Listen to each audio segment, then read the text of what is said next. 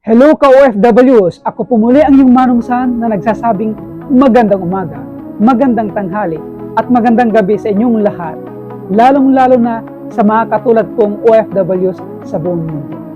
Ang vlog na ito ay para sa mga ka-OFWs na katulad ko. Well, actually para sa lahat to. Pero mas preferred ko sa mga ka-OFWs na katulad ko. Kasi tayo yung mga OFWs na mas higit na kumikita pagdating sa paghahanap buhay. So muli, ang vlog na ito ay para sa lahat na kung saan kumikita tayo sa ating mga hanap buhay, mga iba't ibang klase ng paghahanap buhay. I'm talking here about legal jobs. So ang tinutukoy ko ay patungkol sa mga kaloob natin o pagkakaloob natin sa mga gawain ng Panginoon o ng ating Diyos. Ito yung tinatawag natin na tithes and offerings para sa mga iba't ibang gawain ng Panginoon. So basically, hindi ko siya gagawin komplikado para mas lalong maintindihan pa natin bilang OFWs or sa ating lahat. Na kung saan, ang pagkakaloob or offerings kasama ng tithes ay kailangan natin gawin ito para sa gawain ng Panginoon. So my point, it doesn't matter which religious you are belong to. It's not all about religion. It's not all about sect that you are belong to. It's all about one of our responsibilities to serve God. It's what we call offering. Well, maraming iba't ibang offerings para sa Panginoon. Pero ang pinupunto ko dito ay yung financial offering para sa mga iba't ibang gawain ng ating Diyos. Ibig kong sabihin, isa sa mga utos ng Diyos ay ating suportahan ang kanyang gawain sa simbahan. Like what I said, it doesn't matter which sect you are belong to or religious group. What matters is that our responsibility to offer financially para masuportahan natin ang iba't ibang gawain ng ating Diyos. At yan ay isa lamang sa mga utos ng Diyos.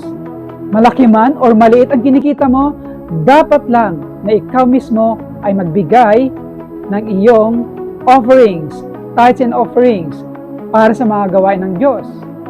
Sa ganyang paraan, mas lalong pagpapalain pa tayo ng ating Diyos. Naniniwala ako dyan. Bakit? Kasi nga, utos yan ng Diyos. Isa lamang ito sa kanyang mga utos na ating tugunan, ating suportahan ang kanyang mga gawain dito sa lupa. Ngayon, bilang OFWs, bakit kailangan nating gawin to? Ang ating pagbibigay ng offerings financially para sa simbahan, para matustusan ang mga gawain ng ating Diyos? Napakasimple lang. Isipin mo ka-OFWs, marami dyan gustong lumabas, gustong magtrabaho sa ibang bansa, ng ibang tao. Pero may mga dahilan kung bakit hindi sila nakakaalis ng bansa. Gusto nila magtrabaho at kumita ng maayos. Pero hindi sila makaalis o nakaalis ng bansa. Pero ikaw mismo, maswerte ka, nakaalis ka ng bansa, kumikita ka ng maayos, so nararapat lang na ikaw mismo tustusan mo rin ang mga pangangailangan ng simbahan. Ngayon, ang ibang tao, minsan pilosopo talaga. Sasabihin nila, ang Diyos ay Diyos. Kaya niya i-provide lahat in just a split of second. Yes, totoo yun. Kaya niya. Material na bagay at kahit anong bagay pa. And these people, they would say, bakit pa kailangan ng Diyos ng material na bagay? Like financial, kung talagang kailangan niya. Kapatid, OFWs, hindi talaga kailangan ng Diyos yun. Ang kailangan niya ay matugunan ang iba't ibang gawain niya dito sa lupa. Halimbawa, pangaral at ibang gawain ng Diyos dito sa lupa. So, kailangan talaga ng financial matters. Maaari mong sabihin, bakit? Hindi ba matutugunan ang pangangailangan o pangaral dito sa lupa na walang pera?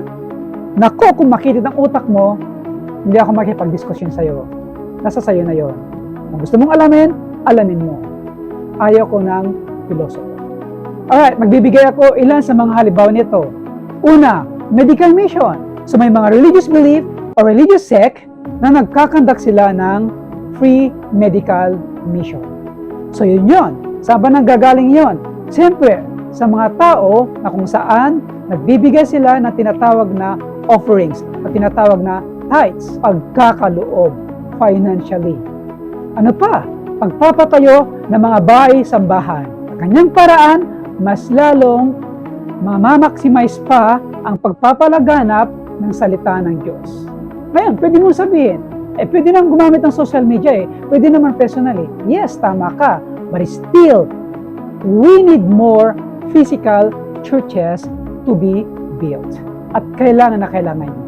Saan ang galing yun? Sa'yo, sa atin, kung ikaw ay nag-tithes at nag-o-offerings or nagkakaloob para sa gawain ng Diyos. At marami pang iba. Like what I said, ayaw kong gawing komplikado ito.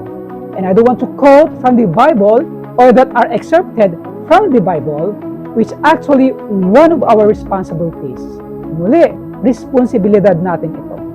Malit man or malaki ang kinikita mo, dapat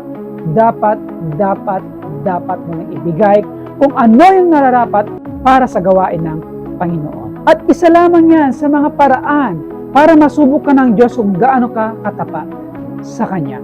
Sa mga hindi nakakaintindi sa mga sinasabi ko at balak yung mamiloso po, wala na akong magagawa doon. As for me, ginagawa ko kung ano yung obligasyon ko at nasa sa inyo na yon kung gagawin nyo or hindi. Pero ito yung catch, kapag ka ikaw mismo ay gumaganap sa gawa ng Panginoon, isa sa mga responsibilidad mo ay ang pagkakaloob. Naniniwala ako na mas lalong pagpapalain ka pa ng Diyos financially. Hindi lang financially, maaari din sa ibang bagay pa. Kalusugan, kaligtasan, sa pangangatawan, at marami pang iba. Iyon ang positive side ng pagkakaloob para sa gawain ng Diyos. But of course, be aware of that. Hindi po pwedeng kapag ka nagkaloob ka sa gawain ng Diyos, and after that, you would say, "Hoy, nagbigay ako ng ganitong amount." Sasabihin mo sa ibang tao, "Naku, Diyos ko po, hindi pwede yon. Hindi pwede yon. Mapagpaimbabaw ka pagka ganyan." Sunog ang handog mo sa harapan ng Diyos pagka ganun ang iyong kaisipan. Ka-OFWs, huwag kang manghinayang sa kung magkano ang ibibigay mo para sa gawain ng Diyos, para sa simbahan. Bakit? Kasi obligasyon natin yun Obligasyon natin na ibigay kung ano man ang nararapat para sa gawain ng Diyos. Kaya huwag kang manghinayang. Minsan pa nga, gumastos tayo sa mga bagay-bagay na ating wants at hindi needs. Gumastos tayo sa mga bagay-bagay or iba't ibang uri ng bisyo. How much more pa kaya yung pagbibigay mismo or paghahandog mismo para sa gawain ng Diyos? Kaya dapat mo lang gawin ang iyong obligasyon. Ngayon, kung ngayon mo lang ito nalaman, at least ngayon, alam mo na dapat pala magbigay ka as one of your responsibilities to support the needs of your church or your religious sect. Ngayon, maaari mong sabihin, yung mga nasa simbahan naman ang gagastos yan So hindi ko naman alam kung mapapapunta sa gawain ng Diyos na sinasabi mo. Well, pag ganyan ang iyong kaisipan at pag ganyan nga at kung totoo nga sa mga ilang individuals na nagpapatakbo ng simbahan, hindi mo na pananagutan yun. Pananagutan nila sa Diyos. At naniniwala ko doon. Hindi mo na pananagutan kung sila mismo ay kumukuha o nakikinabang sa mga binibigay mo bilang responsibilidad mo ng iyong paghandog sa simbahan. Pananagutan nila yon, hindi ikaw. At least, ginawa mo ang iyong responsibilidad. Kaya ikaw, ka-OFWs, pag hindi mo pa naranasan or nagampanan ang iyong obligasyon sa pagkakaloob, paghahandog para sa gawain ng Diyos sa simbahan, may humble advice, gawin mo. Hindi para sa sarili mo, kundi para sa gawain ng Diyos. Obligasyon natin yun. Tandaan niya. At muli, ito ang iyong manungsan na nagsasabing, sana po, nakatulong po ako sa inyo sa munting advice. Salamat. Bye!